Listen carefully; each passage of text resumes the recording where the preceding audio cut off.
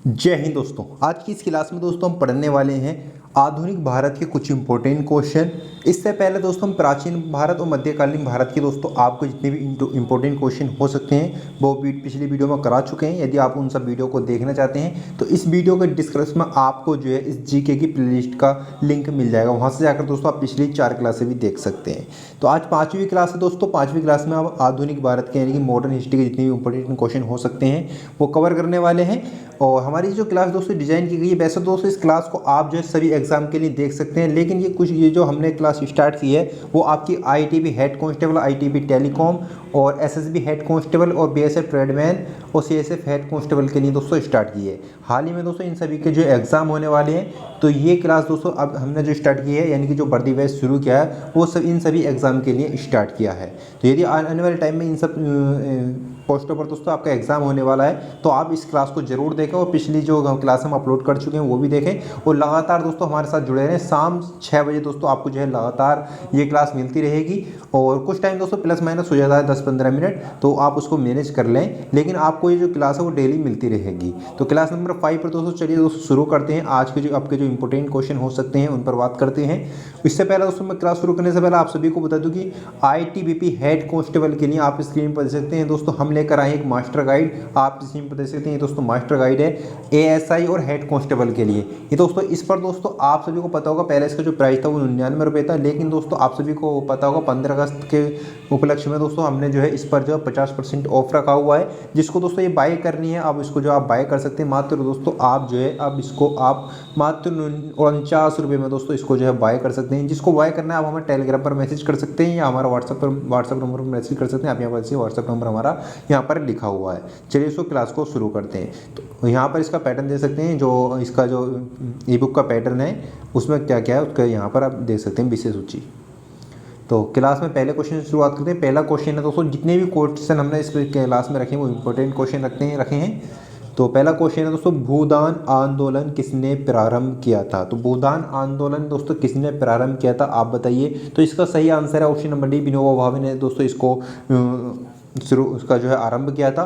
जितने भी क्वेश्चन मैं आपको करा रहा हूँ ऐसे मान लीजिए कि आपका यदि आपने पहले हिस्ट्री पढ़ी हुई है तो आपका रिवीजन हो जाएगा, यदि नहीं पढ़ी है तो कम समय में आप जो है ज़्यादा बेहतर तैयारी कर पाएंगे। तो दूसरा क्वेश्चन है दोस्तों, दूसरा क्वेश्चन आपके आनंद मठ के लेखक कौन है। आनंद इंपॉर्टेंट क्वेश्चन है दोस्तों। तो आनंद मठ के लेखक जो है वो बंकिम चंद्र चटर्जी हैं दोस्तों। अगले क्वेश्चन की बात करते हैं। अगले क्वेश्चन में दोस्तों पूछा गया कि भारत की संविधान सभा किसके अनुसार गठित की गई थी। तो कैबिनेट मिशन की योजना के तहत दोस्तों उसको जो है गठित किया गया था। ऑप्शन नंबर डी आपका जो है सही आंसर होगा। अगले क्वेश्चन की बात करते हैं। अगले क्वेश्चन में पूछा गया कि बंगाल की एशियाटिक सोसाइटी के प्रवर्तक थे।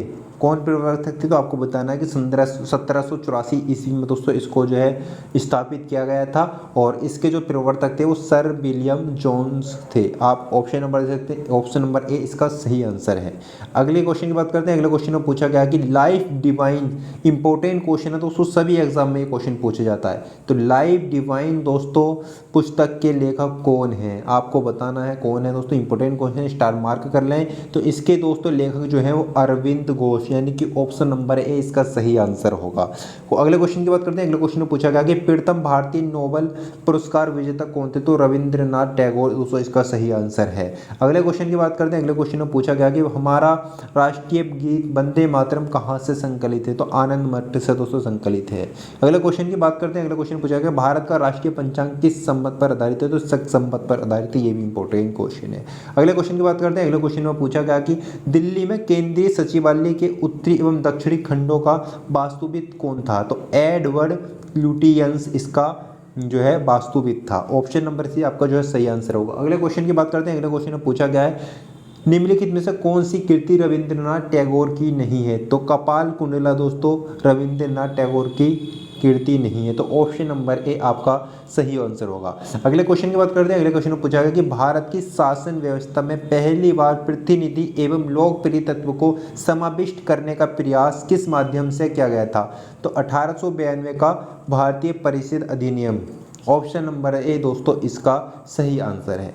अगले क्वेश्चन की बात करते हैं। अगले क्वेश्चन में दोस्तों पूछा गया है किस गवर्नर के कार्यकाल के दौरान 1921 ईस्वी में कलकत्ता में विक्टोरिया मेमोरियल हॉल का निर्माण कार्य पूरा हुआ? इंपॉर्टेंट क्वेश्चन है दोस्तों। तो इसका जो ऑप्शन है ये सही आंसर है रीडिंग के कार्यकाल में दोस्तों उसका जो है निर्माण पूरा हुआ था। क्वेश्चन नंबर 13 की बात करते हैं। क्वेश्चन नंबर 13 पूछा गया कि नई दिल्ली शहर के रूपांकन में कौन शामिल था?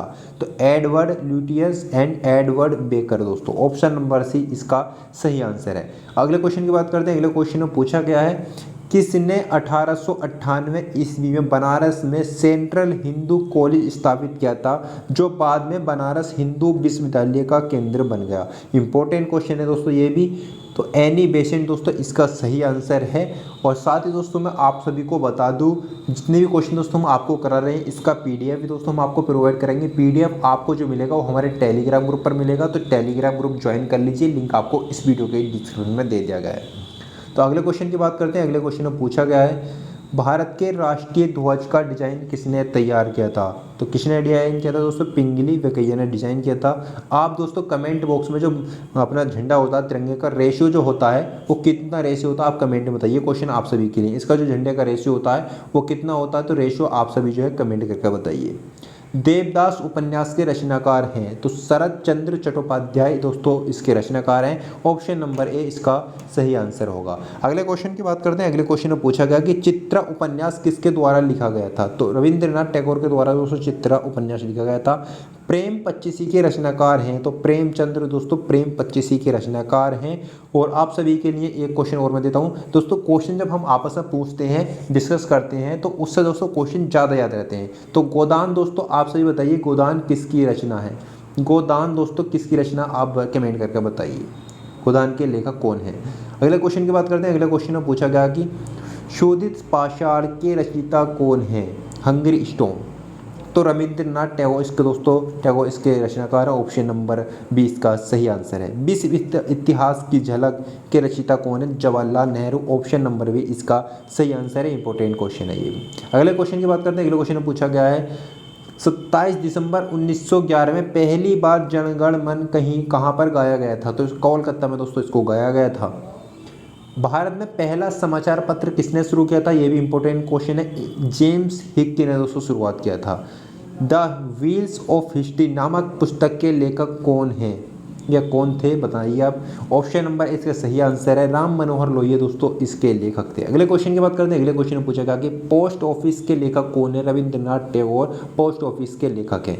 अगले क्वेश्चन की बात करते हैं। उसमें पूछा गया है निम्न में से इस्पात का चौखाट स्टील फ्रेम की संज्ञा दी गई भारतीय नागरिक सेवा ICS को दोस्तों इस्पात का चौखाट यानी कि स्टील फ्रेम की संज्ञा दी गई। ऑप्शन नंबर सी इसका सही आंसर होगा।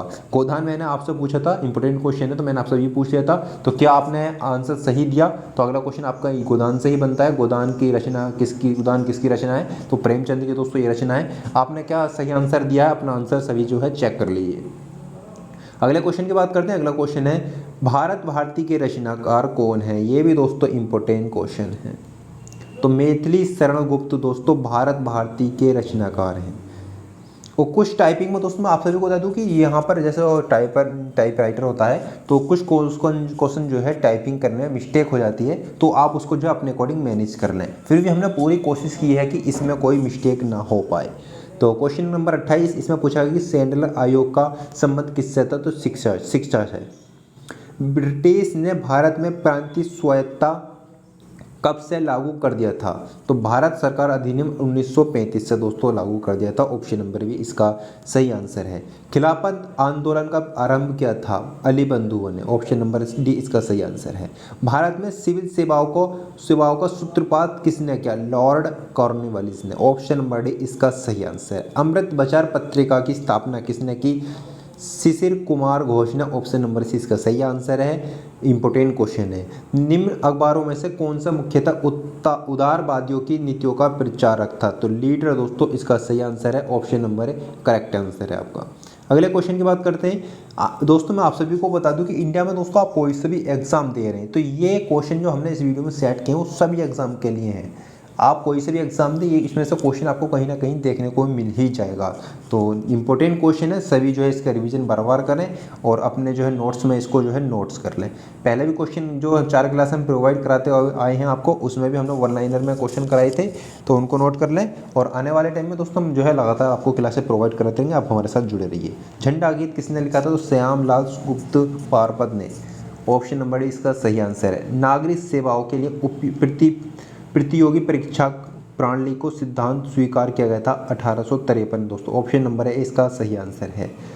क्वेश्चन नंबर 36 की बात करते हैं। इसमें पूछा गया है कि किस अधिनियम के तहत लॉर्ड कॉर्नवालिस को अपनी काउंसिल के फैसलों को रद्द करने का अधिकार मिला था?